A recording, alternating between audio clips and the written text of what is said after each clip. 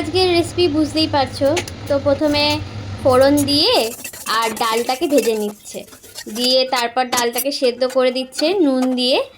তারপরে একটু বাটা বুটিগুলো সেরে ফেলছে, জিরে আর আদা বাটা।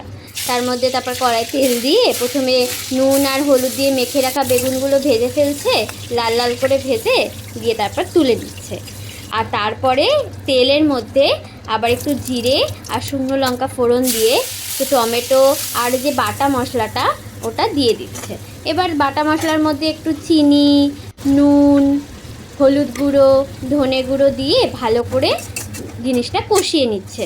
তারপর ওই যে সেদ্ধ করা রাখা যে মুগ ডালটা আছে, ওই মুগ ডালটা দিয়ে দিচ্ছে কড়াইয়ের মধ্যে। হ্যাঁ, কাসুরি মেথিটা তো বলতেই ভুলে গেলাম, ওইটা ছাড়া তো টেস্টই হয় না। আমার তো খুব ভালো লাগে কাসুরি মেথি।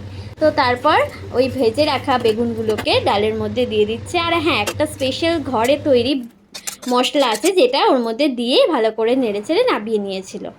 তো যথারীতি এবার রিভিউ দেবে অদ্রিজা। অদ্রিজা, খেয়ে বলো যে দিদুনের এই ডালটা কেমন হয়েছে।